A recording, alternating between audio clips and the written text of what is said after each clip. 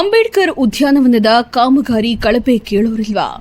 2025-26ನೇ ಸಾಲಿನಲ್ಲಿ 20 ಲಕ್ಷ ರೂಪಾಯಿಗಳು ಅನುದಾನ ಏನಾಯ್ತು? ತರಾತುರಿಯಲ್ಲಿ ಮಾಡಿದ ಕಾಮಗಾರಿ ಕಳಪೆ ಗುಣಮಟ್ಟ ಪ್ರಶ್ನೆ ಮಾಡೋರು ಯಾರು? ಶ್ರೀನಿವಾಸಪುರ ಪಟ್ಟಣದ ಹೃದಯ ಭಾಗದಲ್ಲಿರುವ ಸಂವಿಧಾನ ಶಿಲ್ಪಿ ಡಾಕ್ಟರ್ ಬಿಆರ್ ಅಂಬೇಡ್ಕರ್ ಉದ್ಯಾನವನದ ಕಳಪೆ ಕಾಮಗಾರಿ ನಿಮ್ಮ ಮುಂದೆ ಪ್ರಸ್ತುತಪಡಿಸುತ್ತಿದೆ ಎಕ್ಸ್‌ಪ್ರೆಸ್ ಕನ್ನಡ ಸುದ್ದಿವಾಹಿನಿ.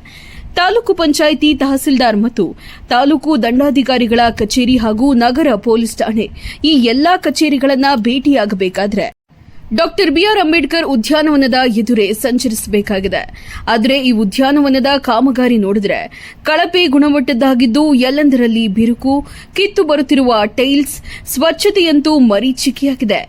2025-26ನೇ ಸಾಲಿನ ಪುರಸಭೆ ಹಾಗೂ ತಾಲೂಕು ಶಾಸಕರ ಅನುದಾನದಲ್ಲಿ ಕಾಮಗಾರಿ ನಡೆದಿದ್ದು ತರಾತುರಿಯಲ್ಲಿ ಮಾಡಿದ ಕಾಮಗಾರಿ ಕಳಪೆ ಗುಣಮಟ್ಟದ್ದು ಎನ್ನುವುದನ್ನು ಎಕ್ಸ್‌ಪ್ರೆಸ್ ಕನ್ನಡ ಸುದ್ದಿವಾಹಿನಿ ವೀಕ್ಷಿಸಿದರೆ ನಿಮಗೆ ಗೊತ್ತಾಗುತ್ತೆ.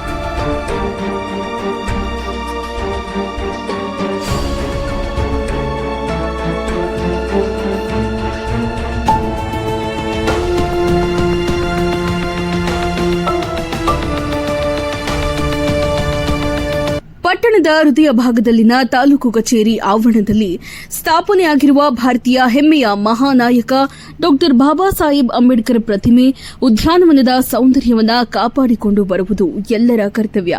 ಆದರೆ ತಾಲೂಕು ಆಡಳಿತ, ಪುರಸಭೆ, ಸಮಾಜ ಕಲ್ಯಾಣ ಇಲಾಖೆಯ ಅಧಿಕಾರಿಗಳು ಮತ್ತು ಸಂಘ ಸಂಸ್ಥೆಗಳು ಗಮನ ಹರಿಸಿದೆ.